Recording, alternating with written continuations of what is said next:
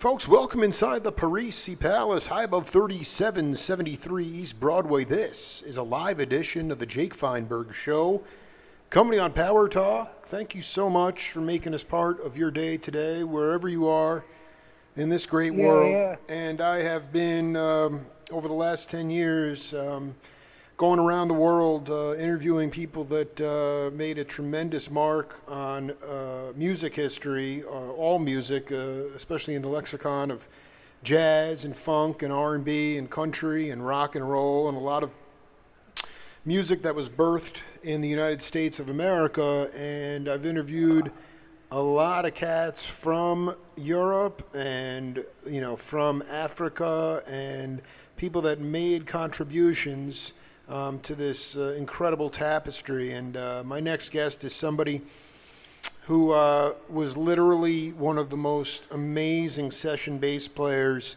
that I've ever heard in my life. It can go from, within 20 minutes, can go from some kind of blues rag into bluegrass, into psychedelic rock, into country music, and one of the funkiest, one of the nastiest, one of the coolest bass players in the world, Wolfgang Meltz. Welcome to the Jake Feinberg Show. Oh, that's cool. How you doing, my brother? Yeah, good Jake, man. Hey, I just got a call from Jim Keltner, and I told him I was interviewing you, and can you talk a little bit about when you first met Jim Keltner? Yeah. I met him at Gabor Szabo's house, and I never met Gabor before, and he said, Gabor said, "You want to play for me?" Jim Keltner said, "You're great," and I said, "Oh, sure." So I played with Gabor for a long time. Yeah. You met Gabor when you came to the States, is that right? No. I came into the States in 1959, and I met Keltner in I think 69 or 70, something like that. Right. So you came? Where did you? First of all, how did you come by boat or by plane? How did you come to? I came by boat. You came by explain. This is so legendary. Explain. How did you wind up coming to the States? Was it a music scholarship, or how did you come here? No, I just wanted to come here to visit the United States. I was a banjo player then, playing Dixieland music, and then I played a little bit in Bakersfield, California. Get out of here, dude! You were playing with Buck Owens? Yeah, Buck. I sat in with him. Yeah, you sat in with Buck Owens and the Buck. This is so amazing. So you wanted to come here just for the experience. The boat. Where did the boat come into? Los Angeles or where? It came to New York. Okay. 48th Street. So you get off the boat, and the first thing I wanted to do is the jazz band. So the first band I saw was Duke Ellington and Count Basie on Bleecker Street. Yeah, and so I was so amazed by them, and I wasn't a bass player yet. I was a banjo player, but I met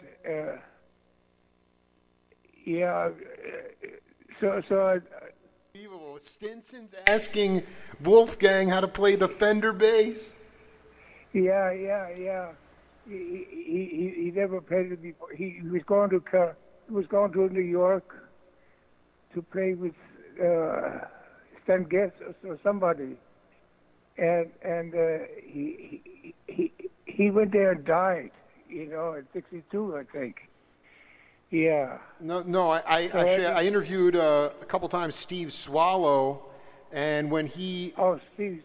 Yeah. I know Steve. Oh yeah. No. When Albert left California to go on this tour with, I think, it might have been Larry Coryell in Boston. Yeah. He stayed with when he left on that trip. He stayed with Steve Swallow and borrowed Steve's upright, and then went to Boston and died with Steve's bass. Yeah. I remember that. Can you talk about Stinson, like how magical a player? I mean, Keltner, I've done a bunch of interviews with Keltner, and those guys were like jazz freaks. I mean, they were like playing like, they were trying to play like Philly Joe and did you get to see Stinson play at the Lighthouse, or where did you get a chance to see him play? In the Lighthouse, I got to see him to play in Lighthouse. Albert was a beautiful cat, and he looked a little bit like me, and so somebody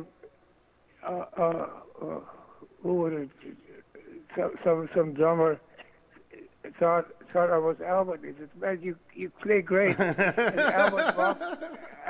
Albert walked on the other side of the bar and stole a bottle of cognac or a bottle of brandy, and the people, the owners were totally, but that's, give me back that bottle. And he wouldn't give it back.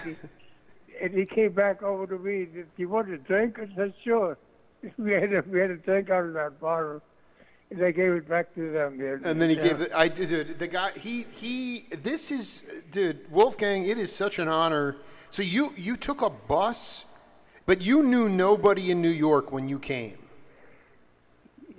Nobody, no. So who was the first cat that was like, "Oh, Wolfgang, New York is a hard place to break in. Maybe you want to go to West Coast." Who was your friend in New York? I didn't have any friends there at all. Wow. I didn't know anybody. And how long did you? So you within a couple of few days, you were on a bus, or how long did you stay in New York? I didn't play anything there. I just walked around in Ames, Iowa. He was a teacher there. He was a speech teacher there. So he said, "Why don't you come to Ames, Iowa?"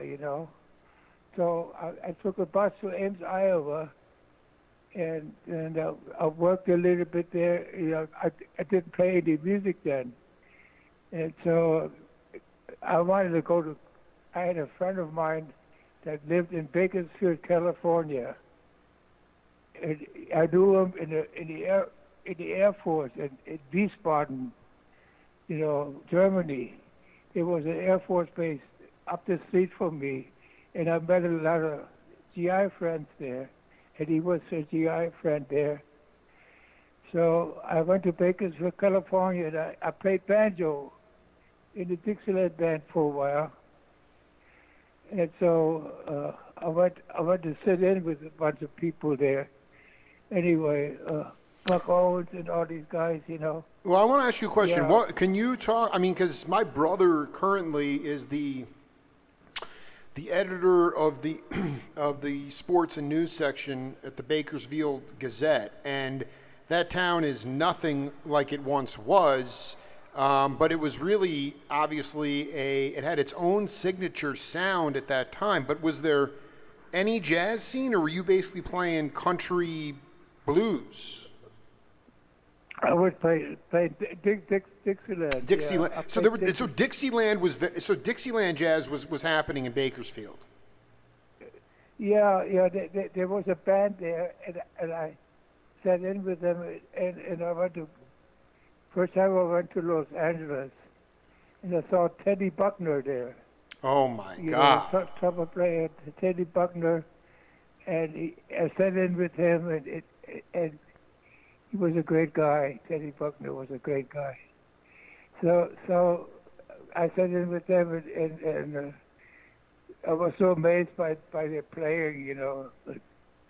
So I fell in love, you know, with all that stuff. So, you know. Then I went to Bakersfield, California,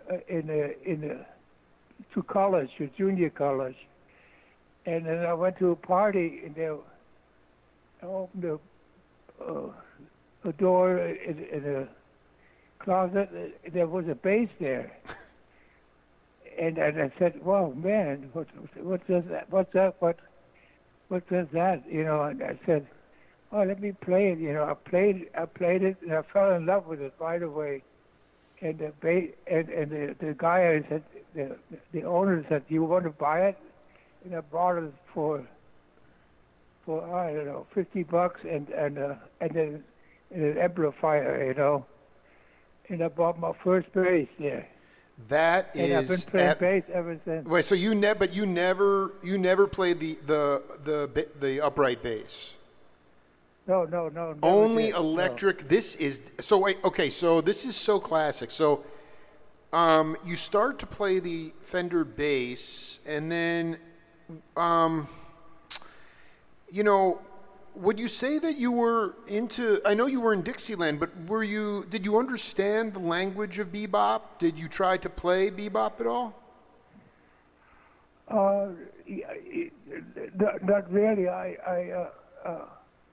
I was more into original music, you know, and I played a little bit, and then I met. I heard Gabor Szabo one time over the radio, and I said, "Man, he has such a beautiful tone on the guitar." I said, "Man, I wish I could play with him someday," you know. Wow. And then I met Bud Poindexter. He was a piano player. He's a beautiful. I don't know that name. Is he still with us? No. He died a few years ago. Bud Poindexter. Bud Poindexter. Yeah. Wow. And he was a piano player, and he heard me play one time on the bass, and he hired me right away. And he taught me all these bebop tunes, you know. Yeah. Wait a minute. Who was playing drums? Did you have a gig somewhere? He was dragging all the time. I was complaining about him all the time. He was dragging the time. He was dragging the time. Yeah. So I was so bad at him. I stumped my feet all the time. So anyway, I quit the job. I quit the job party, and then I went to work in the guitar factory in Bakersfield, and so I built my first bass there. I had a Fender bass, but they taught me how to build a bass there. Oh. So I built a bass there. It was black. It was all black. and I went to play with Maurice Miller. You remember Maurice Miller? You know, I mean, dude, drummer. Wolfgang. I was born in '78. I don't remember him. I don't know him. Yeah. Maurice Miller was a beautiful drummer. He was a great drummer. So anyway, I met him in California. So we played this gig together, and I left my bass outside to get my amplifier. And when I came out, it was stolen. My bass was stolen. So then I had to get another bass, which was real bad. And then I worked with the association. You remember That's so. the association? Yeah, well, no, I mean, so that, of course, but I mean, how did you get?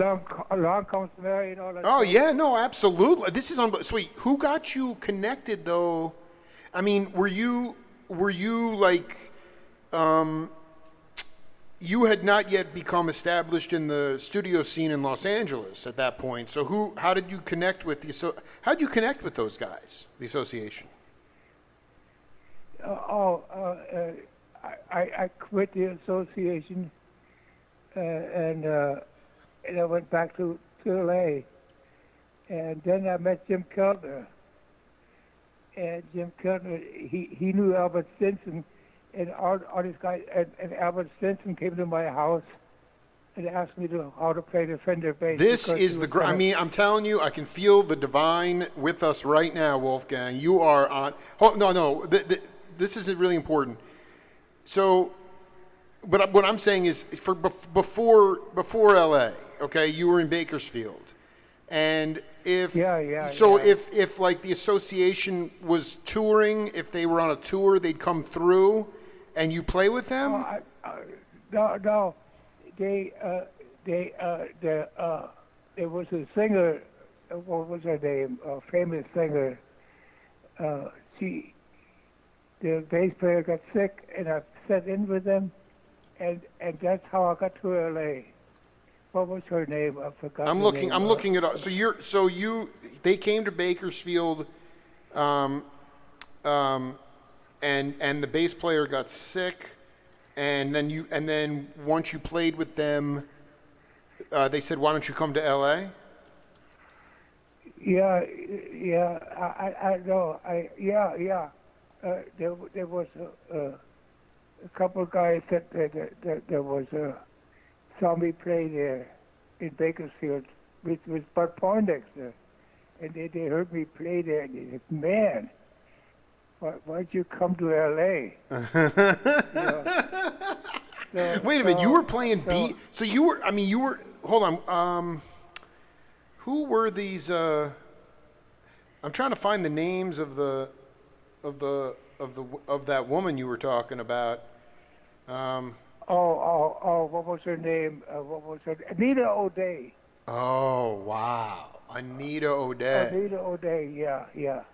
And so she said, "Why don't you come to L.A.?" So I didn't have any place to stay. And he said, "Why don't you stay with my drummer?" So I moved in with the drummer and his wife, and I played with Anita O'Day a few gigs, you know.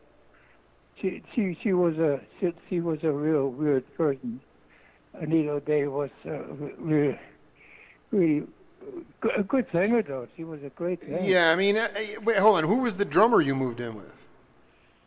Bill Blackson was his name. Jeez, this is so. I just want to ask you, Wolfgang. I want you to talk to the audience out there because there's. Listen, let's face it. I mean, I don't care if it's you or Mingus or, Chuck Rainey or Leland Sklar or, I mean, there was no jazz school. There was no academy to learn jazz. You learned it on the bandstand. I mean, can you talk? I know you were playing Dixieland, but you were playing banjo. What is in your mind? I mean, I know it's not. I do a lot of tunes then, from the old days. They were surprised I do all these tunes. Like what kinds of tunes? So, like Honeysuckle Rose and things like that. I found a new baby. Was my favorite tune then. Oh my dude, I'm telling you, man, Wolfgang. When I listened to the Fun Zone record with, Gary Barone, he passed away. Gary Barod, yeah, he passed away. He passed yeah. away. That band, Wolfgang, you, Poncher, Jock Ellis, Ben Benet, Yeah, Tim McIntyre. Dude, you guys yeah, Tim all McIntyre, yeah. okay. That's all I play with my daughters is that album. Wolfgang Meltz you blow my mind on that album. You had how did? Can you just talk about if anything? It's really interesting. It's playing bebop with a Fender bass is interesting enough, but what was the difference like? What makes bebop magical or different than other music to you? Oh, I loved music at that time, and I liked all kinds of music. And Tim McIntyre, I met him through Gary Barod at Shelley's Manhole. I played at Shelley's Manhole with Gabor a lot, Oh my God! And so Gary said, "Why did you play with us?" So I met Gary and I met Tim McIntyre, and he wanted me to play with him. So that's how I got to know Tim McIntyre. And he when he passed away, I remember the day he passed away. Can you talk about that? Yeah. Tim McIntyre is very much in my heart right now. I can feel him. Could please talk about? Oh yeah. First of all, yeah. Please talk about him and what that day was like. He was a country singer, Oh, incredible voice, incredible voice. He wrote a lot of country tunes.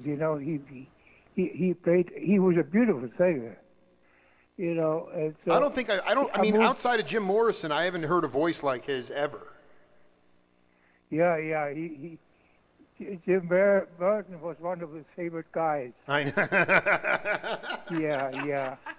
Dude, yeah, he is singing his ass off on that Fun Zone. So wait, so let's just be clear. So Bud, you loved all music. Poindexter was cooking the groove, even though the drummer in Bakersfield was dragging the time. But you were still burning. You were still playing like grooving high and dizzy tunes and things like that. Yeah. I loved that. I met Dizzy. I know. In a jazz festival. Oh my God. And he introduced me to a bunch of bass players there, and he said, "I want you to meet my favorite upright Fender bass player." He said, "It did Dizzy Gillespie." Said he heard me play. That's how he introduced you. Yeah. So Dizzy Gillespie was a good friend of mine. I loved him. Yeah, this is really important. So you come down to L.A. and then how did you first meet Stinson? I mean, how did you connect with? Were you at? Because I know that there were clubs like the It Club. And there was. How did you meet Stinson? To Jim Keltner. So how did you meet? So I mean, but I mean, you just someone was like, oh, go check out, because I mean, Keltner was working at Barry and Grassmook Music with David Lindley and Gary Foster, and yeah. So how did you actually meet? When you got down there, how did you first meet Jim? I met him, and that's how I met Jim Keltner. No, so you went. I'm sorry, you said that earlier. You went to Albert Stinson. Yeah, you went to Gabor's house, and you met. Yeah. So when you got down there, how did you find Gabor? Did somebody tell you about him? Gabor, I was invited to his house one time, which is from Jim Keltner, I think. Yeah. Wow. And so I went to Gabor's house and I said, "Well, I sure like your music, man." He said, "You want to play with me?" I sure.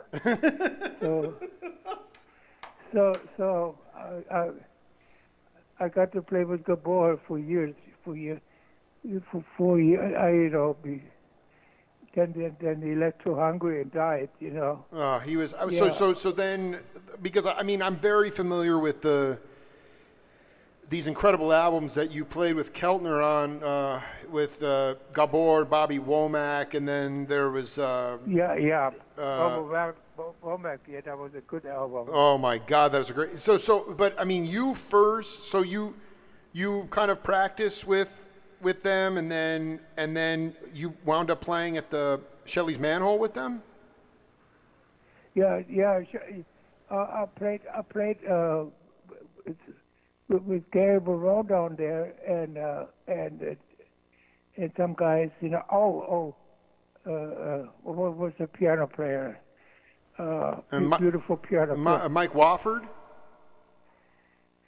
No, I knew Mike Wofford too, yeah. But then there was a piano player, John Dentz, invited me down there. John Dentz. John Dentz, remember the drummer? Yeah, I remember that cat. I do remember that cat.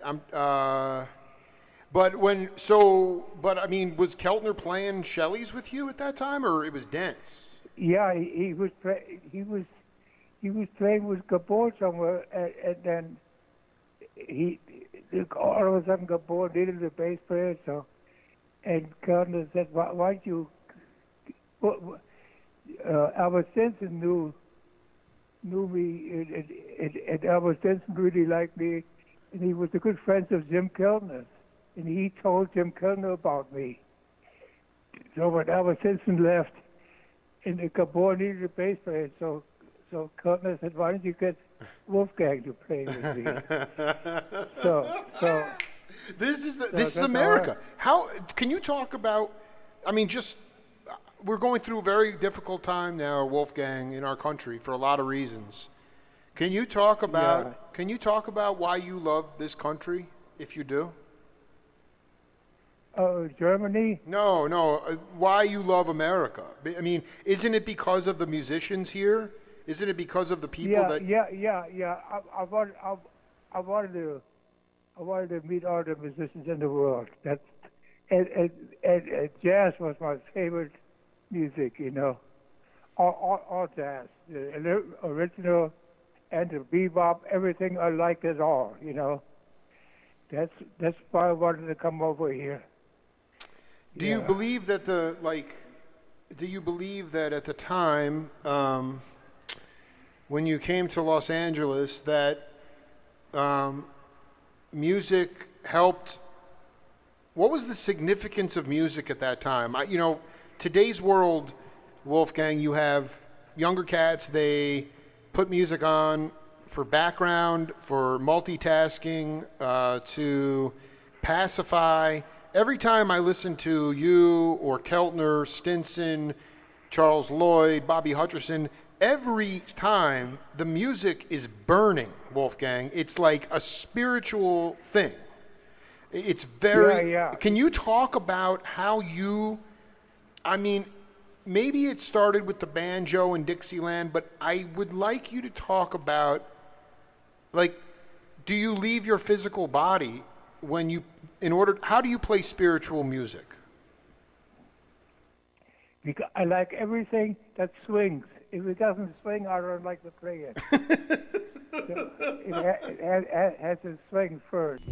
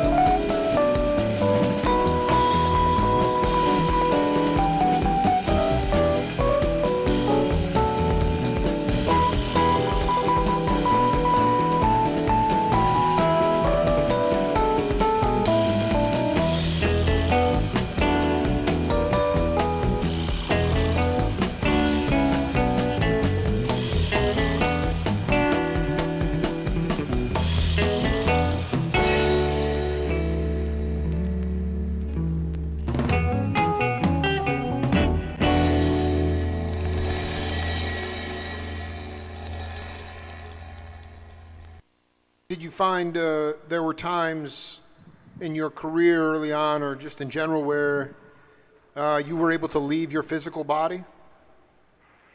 Yeah. I never learned how to read, you know. All by ear. I don't read very well now either, you know. But I always played by ear, you know.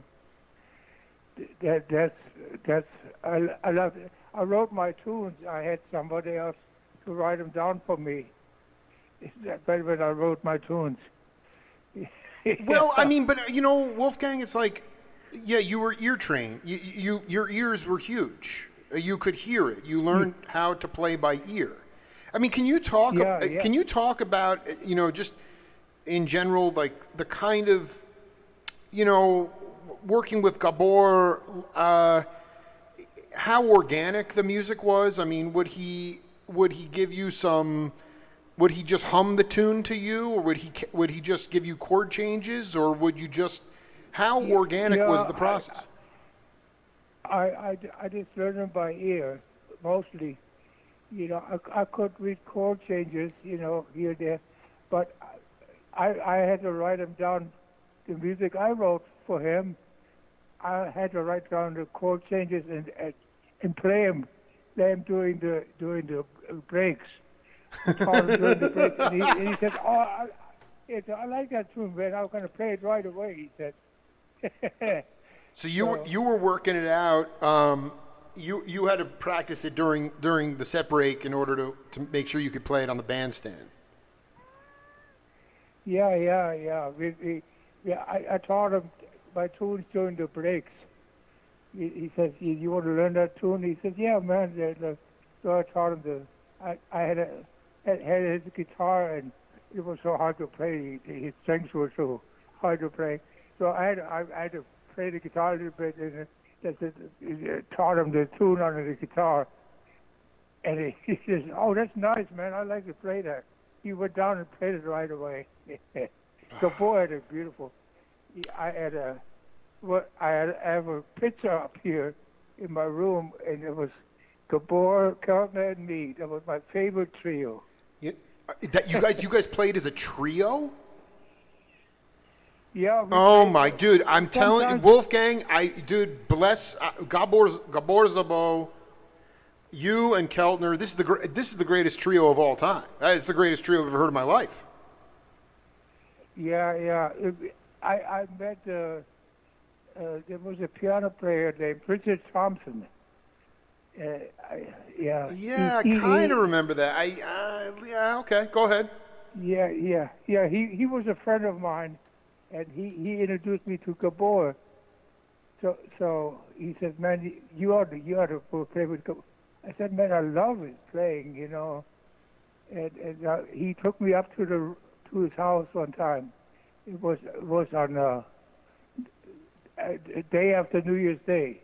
I don't know exactly what year it was, but he introduced me to Gabor. He says, "Oh, Wolfgang, where were you born?" He always introduced me.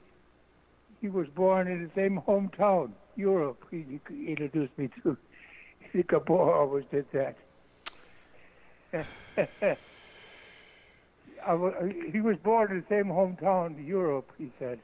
Oh, I see. So okay, yes. No, so So just for the record, your friend introduced you to Gabor, or Keltner did? Yeah, no, my friend did. Richard Thompson did. He played piano with the association, and when I quit, he remembered me as a great bass player. He said, "Man, you know," he said he took me to some gigs, you know, and those guys sat in, they loved me play. They loved my playing, you know. Oh my God! So Richard Thompson remembered you from the association, and then you wound up at Gabor's house with Keltner. Yeah. That is the most beautiful story. That is America right there. Before we go on here, Wolfgang, I'm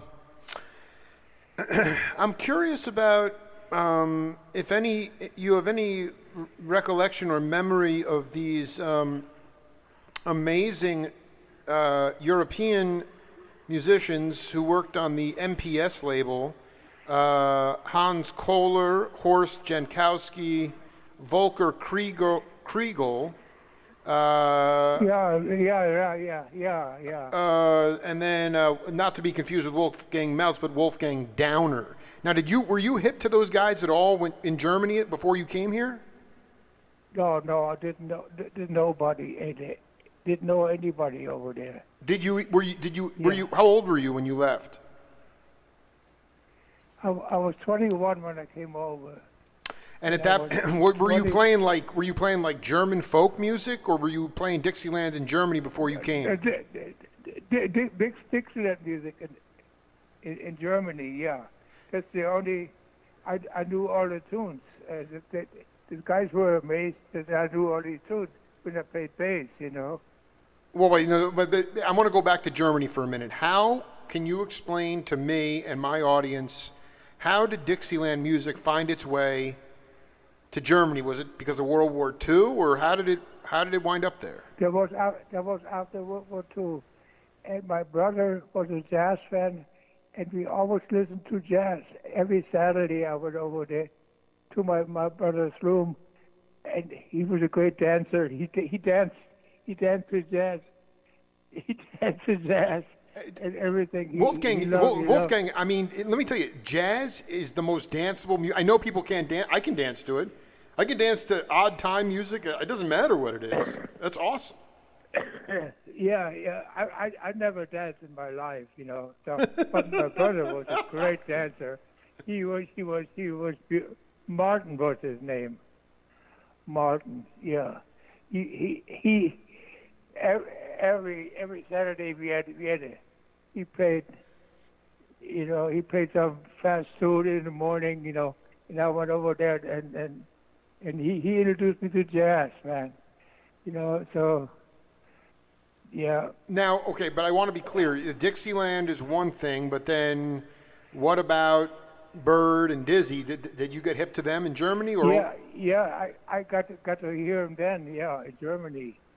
Did you see them? I mean, because there were a lot of during the. I mean, you were too young for that, but did you see any American jazz or any jazz? Yeah, I saw Lionel Hampton. Wow. One time I was amazed. He had a Fender bass player there, and I remember what a great sound it was. It filled the whole room, you know. Oh my God, Wolfgang, you're killing me. You're making my year right now. Wait, just talk about what year. So Lionel had an electric. The first jazz record that featured an electric bass. Do you know? I know the answer. It's a quick question for Wolfgang Meltz. Do you know the first jazz record that featured an electric bass? Yeah, Lionel Hampton. I have been told 1953 Art Farmer record with Monk Montgomery. Yeah, Monk Montgomery. Yeah.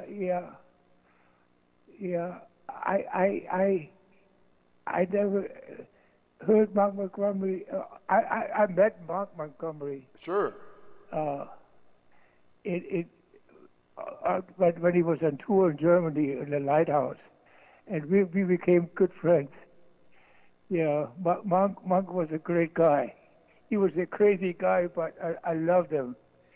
And I was a crazy guy too. I did too. You were the craziest. There's nobody crazier than you, man. You, Keltner, and Stinson. Are you kidding me? I mean, dude, Bobby Hutcherson and Keltner had to walk Stinson around the block at night. His girlfriend would call them and say, "Albert's strung out. He's going to throw up. You got to walk him around," because he was using junk. They had to walk him around the block. Yeah. Did you? I you know what it is?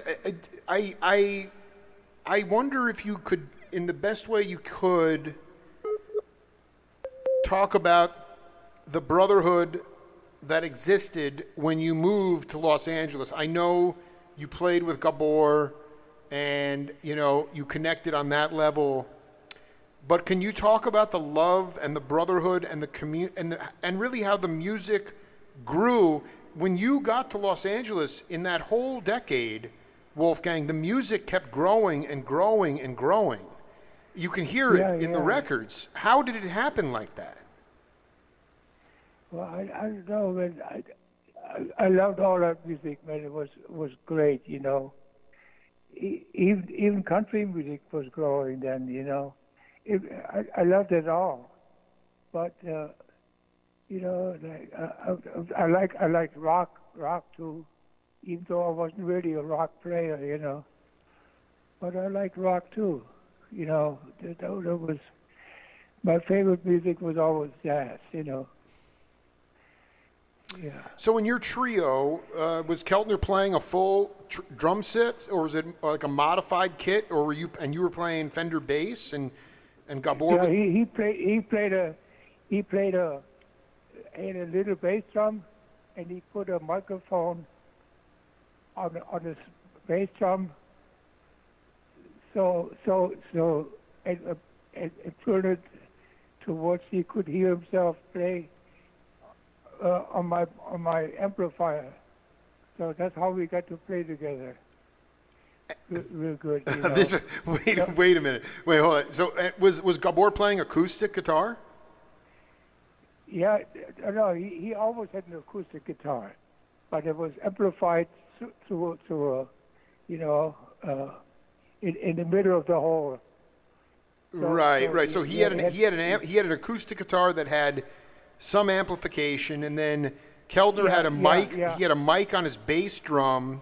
Did he have like tom toms or cymbals, or was it? How small was it? Yeah. He had all these drums.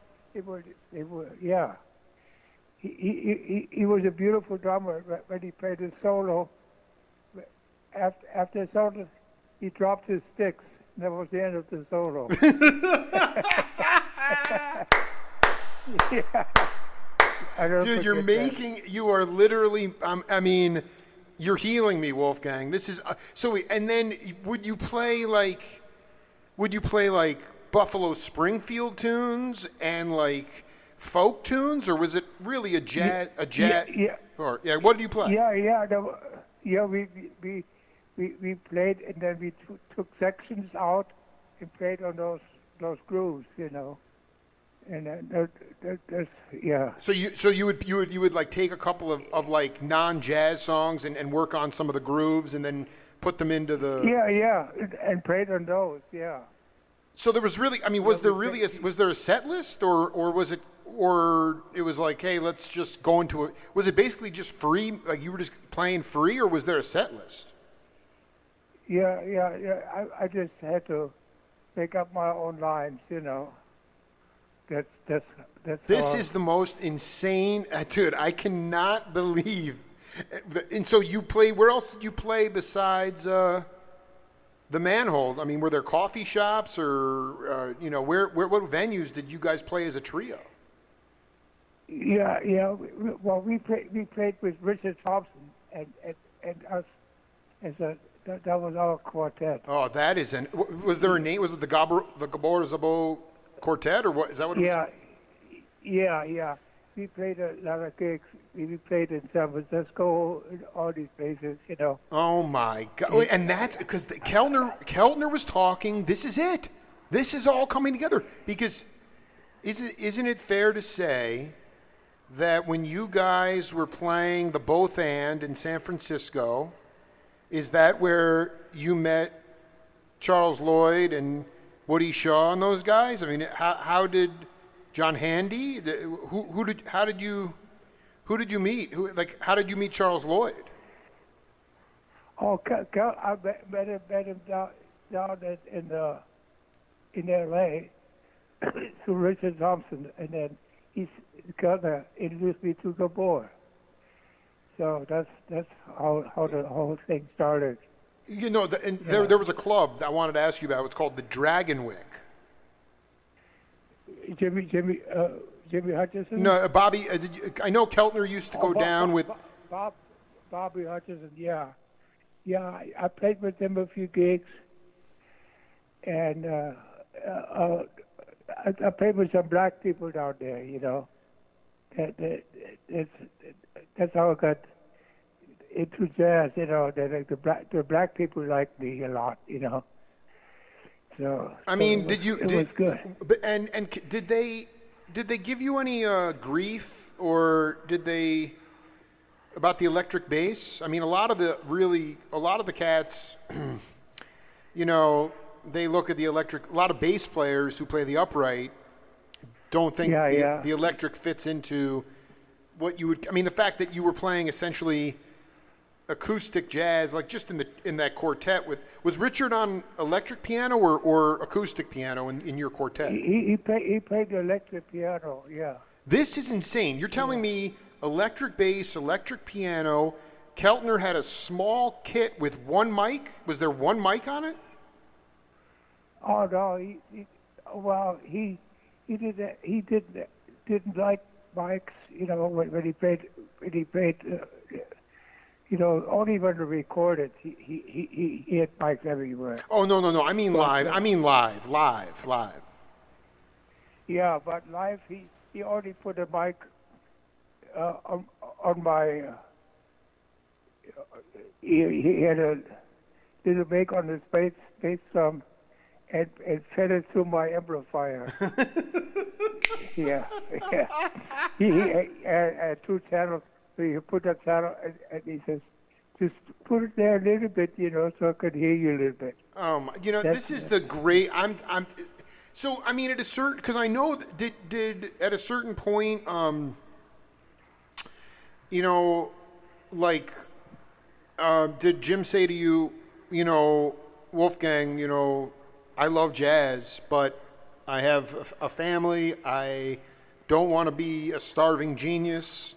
I need to go to the studios. I mean, when did he talk to you about going and be able to make a living as a musician in the studio? No. I never played the studio that much, except when I was recording with people, you know.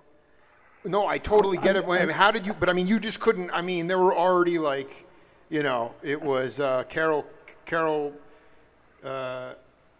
Kay and, you know, Lee Sklar and, you know, so many people already established in the studio scene. Max Bennett. How did you get into the studio scene?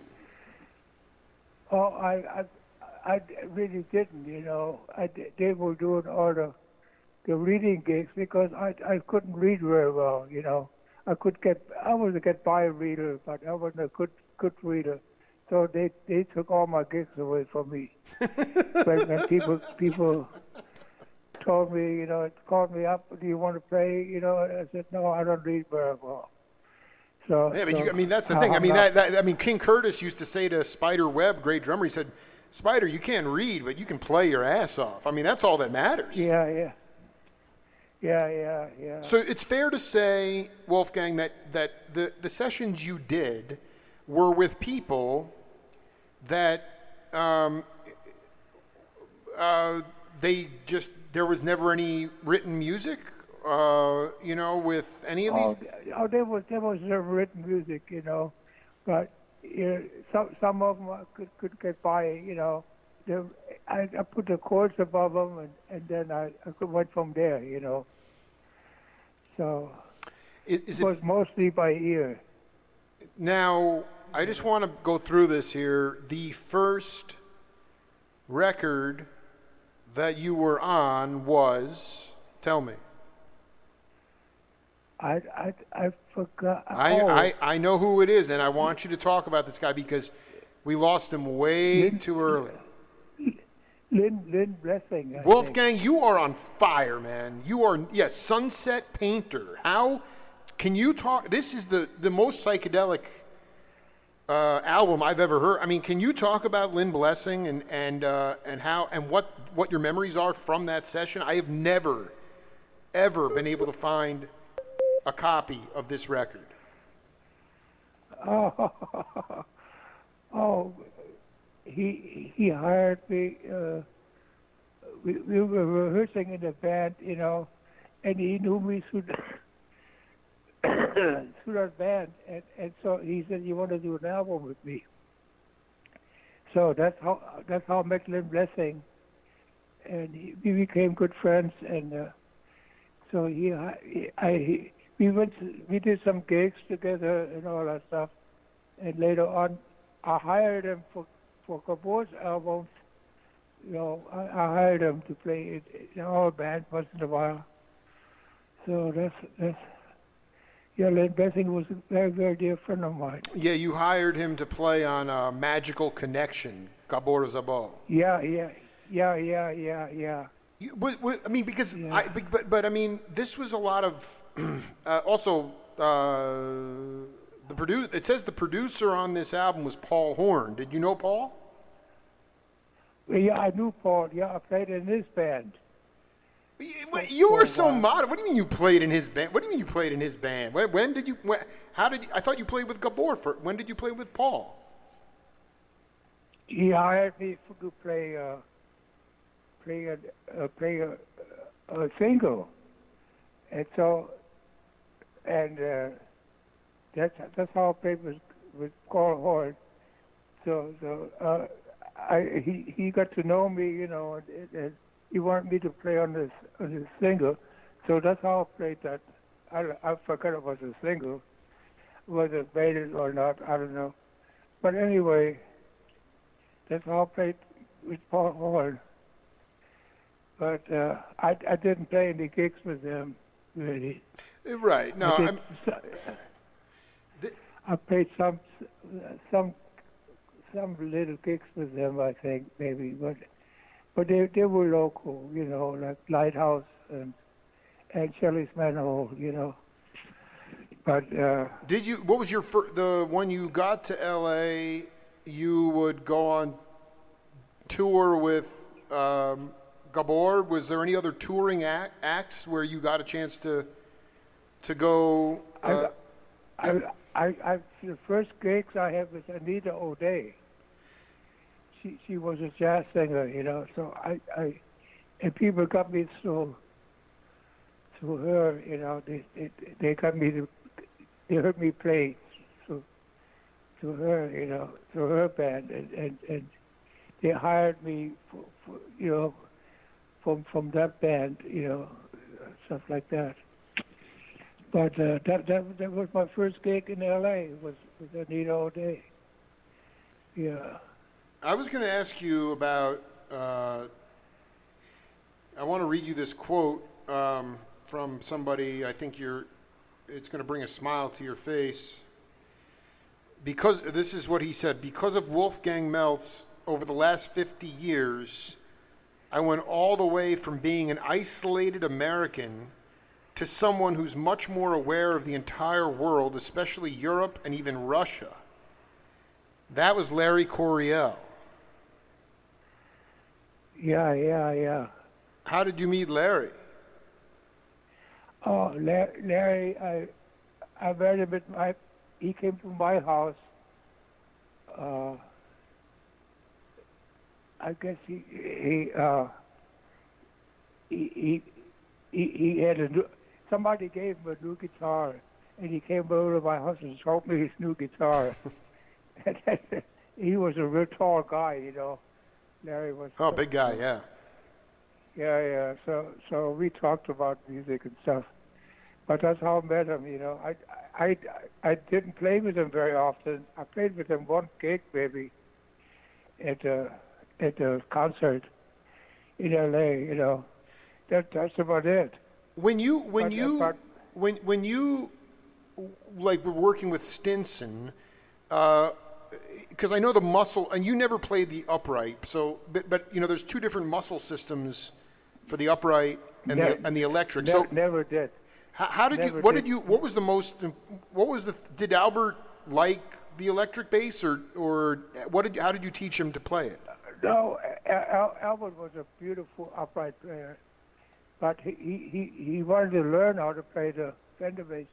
How I taught him to play the Fender bass. I said, well, you just play it like you always play it,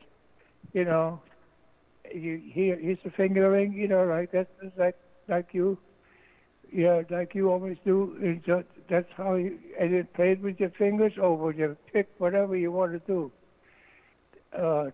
That's Albert Stinson's story. Keltner introduced me to him.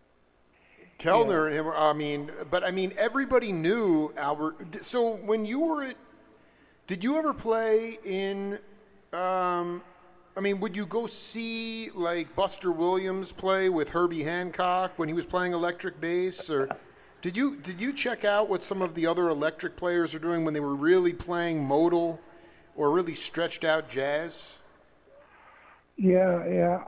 I don't know. I met some of them, but I never played with them, Yeah, I did.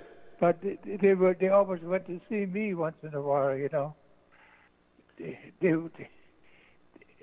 said, "Man, you play your ass off." Who tell me who would come see you? Oh, I don't know. Albert Stinson came down. He says, "Man, you play your ass off," he said. Dude, Wolfgang, are there any tapes? Are there any recordings of you playing live with Gabor and Keltner? Yeah. I did have a CD here somewhere. Gabor, I'm sorry, Wolfgang. Come on, we got to get that. We got to get that. I got to hear that music, Wolfgang. That's insane. Oh. Because you know the one guy, and I love him. I know you're friends with him. He has spent his whole life, aside from just playing incredible music, he's spent his whole life trying to integrate the electric bass into jazz, and that's Steve Swallow. Did Swallow do you remember when you met Swallow? Did he used to come see you? Swallow came to my house. Yeah, he heard about my good dope. I had some good marijuana there. Oh yeah. He wanted to buy some. So sort of a couple of ounces of marijuana. A couple of ounces. That's That's a lot of marijuana. Yeah. Well, they were all, I wasn't strung out on anything else, No, dude. I smoke all that. I love marijuana. Yeah, no, it's fine. Yeah, and so they always had good pot, They heard about it, They came to my house and bought some pot, A lot of people did, Yeah, because this Magical Connection album, Bob Krasnow got in a lot of trouble because that cover was a big marijuana leaf on it, the Magical Connection album. Yeah. And then on the back, everybody's like snorting coke or like, Yeah. Do you remember that? Yeah, I remember that. I never had any trouble for that. No, but I mean, I thought that album was great, Bobby. Dude, you guys, I wish I could play it for you right now, but you guys do this version of Stephen Still's tune, Little Girl something. It's so freaking amazing, dude. It's such a groove. And then Sombrero Sam, I know that was Keltner's cell phone ring for a while. But was there anybody else when you moved to Los Angeles that was playing electric bass in a jazz setting? Live? Who was that bass player? There was one guy. I hired him to. I let Gabor hire somebody. I thought he played it better than I did. Really? Who was that? Come on, we got to get this guy's name. We got to get this name. Yeah, he was a pretty famous bass player. What was his name? What was his name? Is it White Cat or Black Cat or? No. I forgot his name right now. But I'm not gonna. I need to ask you about this something here that I just couldn't believe that I saw on your You played with the Gravity Adjusters Expansion Band? Oh, yeah. Now I need you to talk about that. Lee Charlton and Richard Waters, and they were making all these percussive sounds with different types of instruments. Oh, yeah. That I did some work for them, I think, maybe. Yeah, I did. Yeah, I think I remember that band. Yeah, the Gravity Adjusters. They had the Waterphones. It was the Waterphones that they had. Oh yeah. But I mean, when you were playing electric bass, it wasn't like Chuck Berghofer or anything like that, right? Chuck Berghofer played. No. Red Mitchell. He was a recording artist. Yeah, Red Mitchell was not him. God, I wish we could think of this cat's name, man. But like, would Swallow come and see you play? Was there other? I mean, Steve has really dedicated his life to the electric bass and jazz. I mean, were there other cats that were coming to see you? Did you, even though you're playing your ass off, did you ever get any grief for not being able to play the upright? No. They said, man, you play beautiful. They always said, they came to see me and they said, man, I'm glad to meet you, and all that stuff. That was always very nice. Yeah. I met all those guys, they were beautiful to me, anyway, because he said, well, you're only friend of bass player that plays jazz. It was great. That is the cool. That is so. Wait, Phil Upchurch. He played electric bass, but that was he. That's not the guy. Yeah, Phil Upchurch. He came to my house. He wanted to learn a couple of tunes of mine, and I played. I hired Phil Upchurch on one of the albums, Yeah. What album? What album was that? Yeah. That was a Magical Connection, I think. He played on. He played. I said, why don't you hire him? And Phil, Phil and I became friends. Yeah, he was a beautiful bass player. Phil Upchurch. Yeah. Can you talk a little bit about? Well, first of all, this is another thing I needed to ask you about. Here it is again, Richard Thompson again, coming up again. Now, did you wind up going to Chicago to record at Chess Records? No. I did one a couple of tunes. Richard hired me for that guy. What was his name? I know. I'm going to help you right now. John Clemmer. John Clemmer, yeah. I got famous to play one of the tunes where I did a chord thing, that became famous for me. What was? Wait. You're the only guy that played chords on the bass. People said, I remember it was a little waltz. Yeah. Wait, hold on. The electric bass player wasn't Wilton Felder, was it? Who? Wilton Felder from the Crusaders. Oh, yeah, I know Wilton. He was actually a good tenor player. Dude, he was like Coltrane, man. He was an amazing tenor player. Yeah. Did you see the Jazz Crusaders back at the Lighthouse? I mean, those. Yeah. Yeah. I saw them many times. Yeah. That whole. Did you?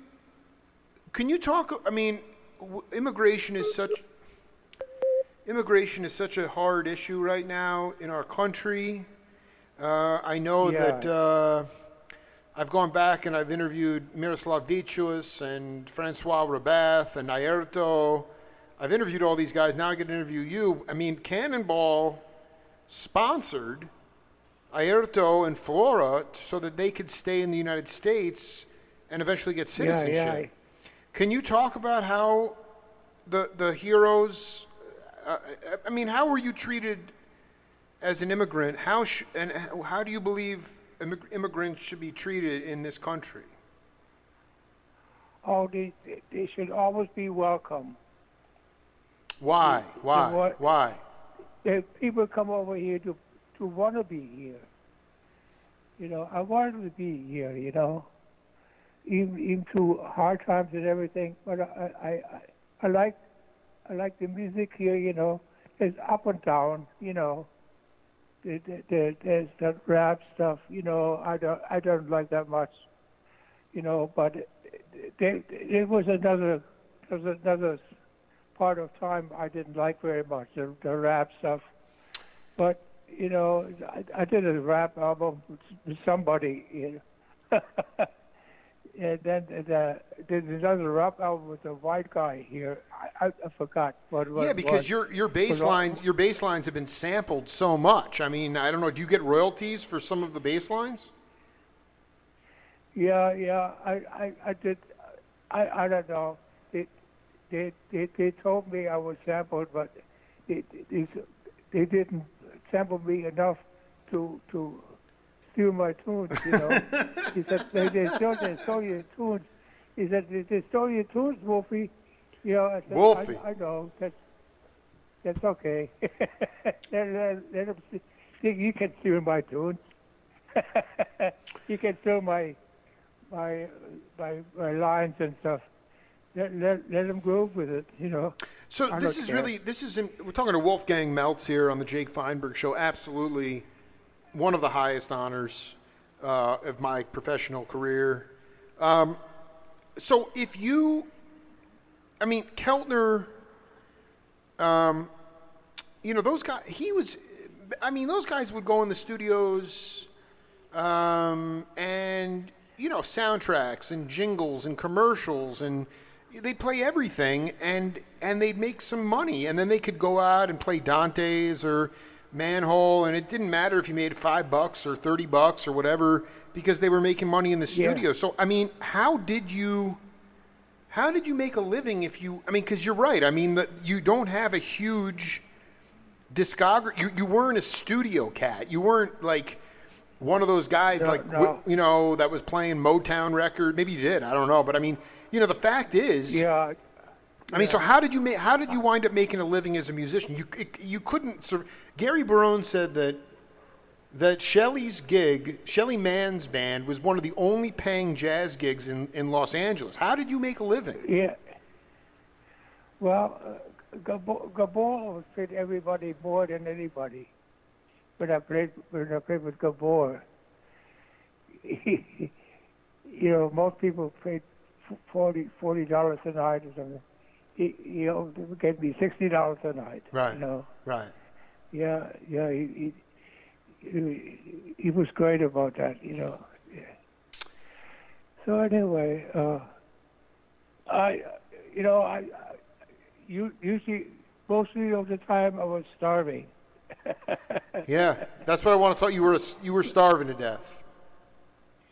Yeah, well, I wasn't starving to death. I mean, no. I mean, you know, James Gadsden would tell me when he got out there, he's like, I was starving to death, and you know, so I mean, was there a point when you were like, was there a kind of a miracle? Like, has your life just been a bunch of small miracles, Wolfgang? Because to play the music you play and not be part of the studio and not have, I mean, do you feel like there's a few times where you said you pray for help, and can you talk about that? Oh, well, you know, look, I was interested in a lot of music. They recorded it. They didn't hire me. So that was okay with me. So I started writing some music, it, some of the tunes became famous, some of them did. Which tunes? Can you tell me which tunes? The tune Reinhardt was my oldest son. Oh my God! When did when did you write that? When he was born on the airplane. I was flying back This is awesome. from New York to the L.A. and Reinhardt was born, and so I called him Reinhardt. My brother, my older brother, his name is Reinhardt too, but I named him after Django Reinhardt. Of course. My brother Reinhardt. Yeah, so that became a pretty famous tune, even after Gabor was dead. I mean, after he went to Hungary and they recorded there again, so that became a famous tune in Europe. It was recorded on record. Yeah. I recorded. But I did an album with Gary Barone and Jock Ellis and John Dance and some other guitar. Jesse A. Davis. You know Jesse A. Davis? Yes. Are you kidding me? Yeah. He did an album. We played a few tunes with him, and Reinhardt was there on it, Yeah, that became a famous tune. Now, when you say famous, you mean it got like it got radio play, or? Oh, you're right. Yeah, look at this. Look at this. This is unbelievable. Go ahead. Yeah, lot of radio play got that tune. And I wrote a ballad, It's So Hard to Say Goodbye. There was a ballad that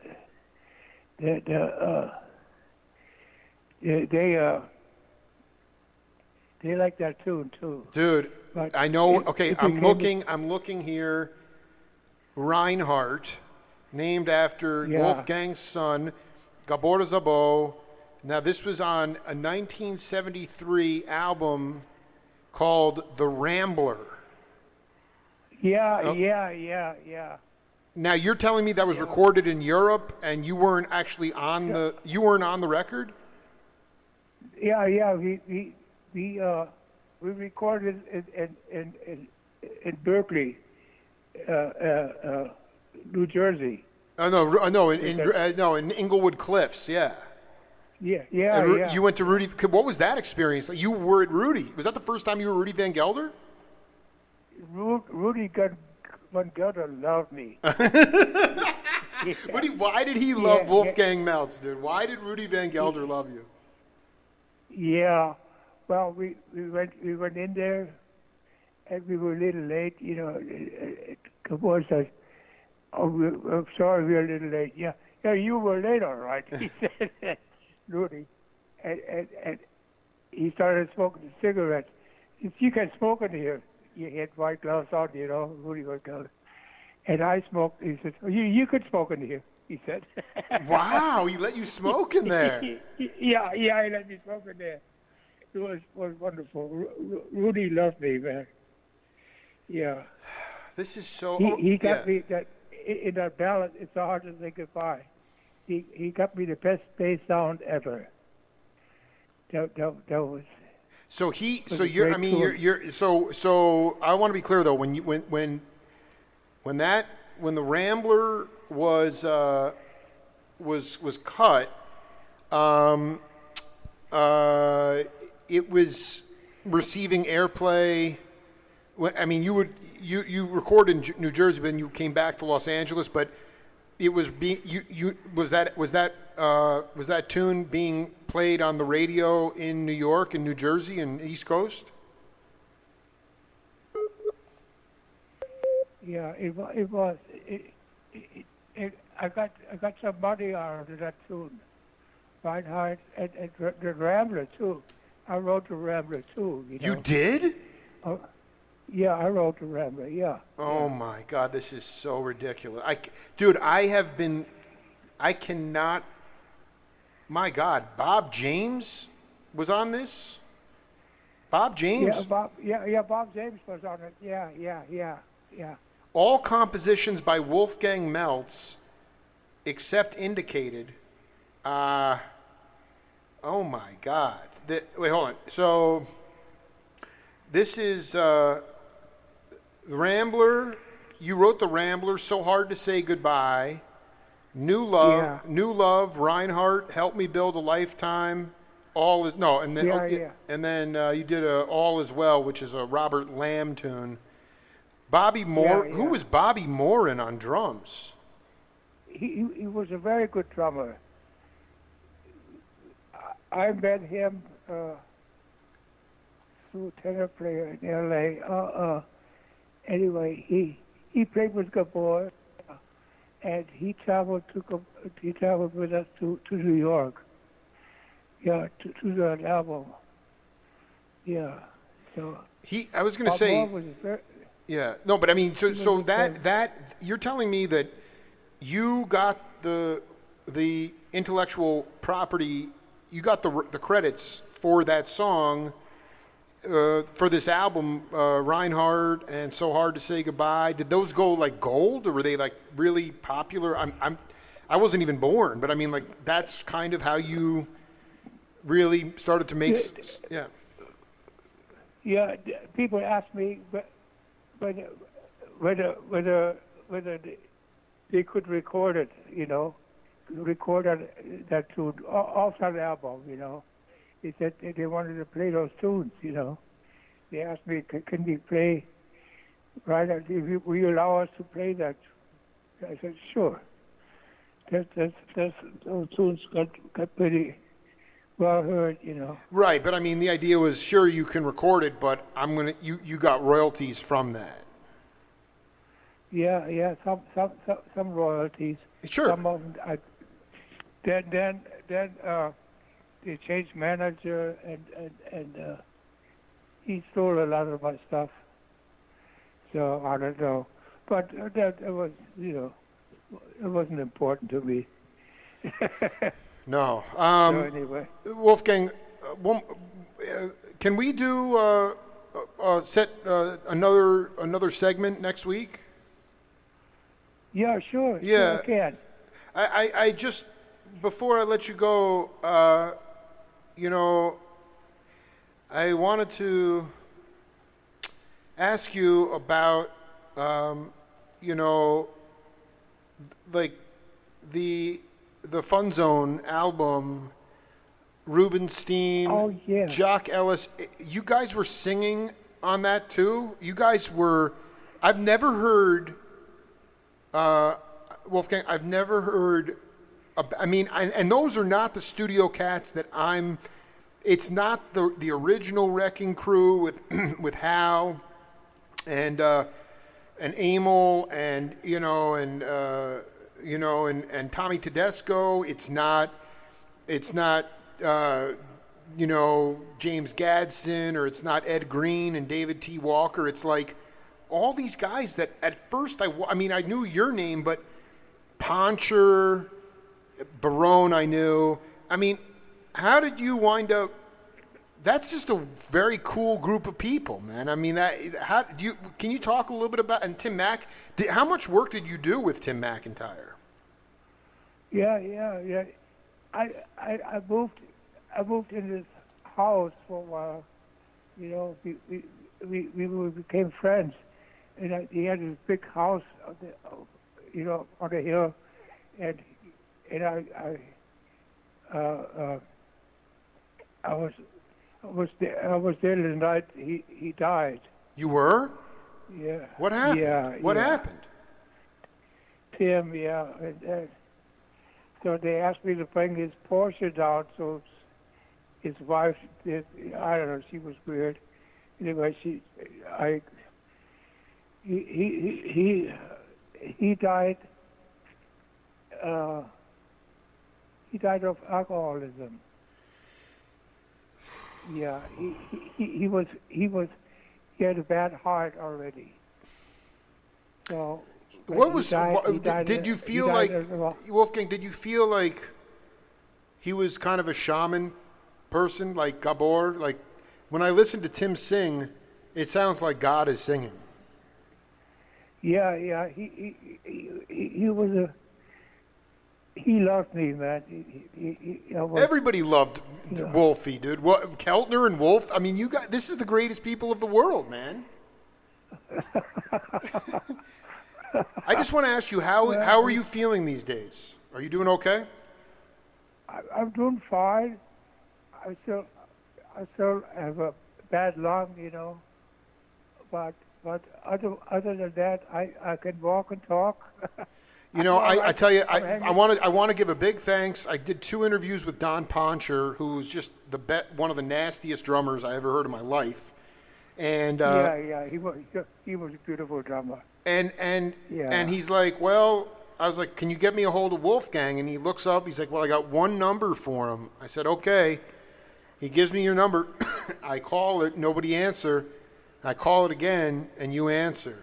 And so that is Tim McIntyre and all the beautiful people looking down, saying that it's important for your story to be told, Wolfgang. And I know we were all over the place today, but we have a lot more to do. And let's do part 2 next week. Do you think maybe you could look for that quartet recording? I really want to hear Keltner play jazz.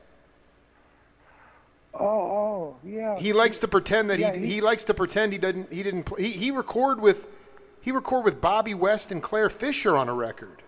Yeah. Well, you have to look for the CD. He played some jazz. Yeah. We did some tunes that were jazz, but the other ones were light rock and roll or whatever. Yeah, no, it was called crossover stuff, right? Yeah. Well, if you get a chance if you find I'll call you this weekend. We'll set up a time to do part 2 next week. If you find the CD, let me know. Oh, okay, I will. Because I really want to. I mean, I need to hear. That's a really significant part of history. It's really important. Oh, okay. By the way, do you have Keltner's number? You should call him. Yeah, I have his number. Good. Yeah. Call him and tell him that because he loves you, man. And Albert Stinson and Tim McIntyre are looking down on us, my friend. Bless you, Wolfgang.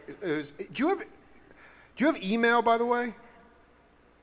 No, I don't have an email. So I guess I have to burn CD of this interview and send to you? Yeah, I have to. I just want to make sure you have it in your collection. I want to make sure you have the record of this.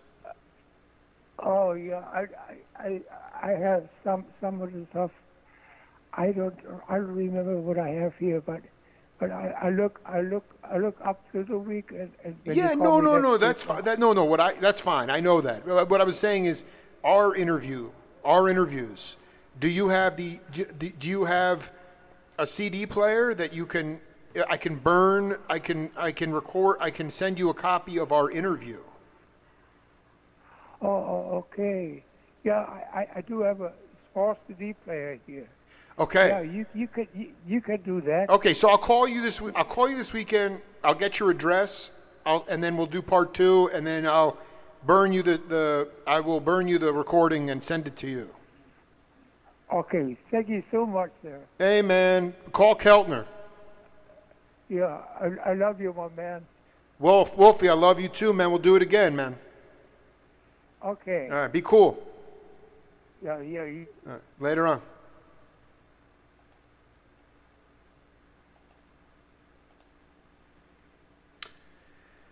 Just another date with destiny, and with Wolfgang Meltz, a true honor. That's it for now. It's the Jake Feinberg Show. See you later.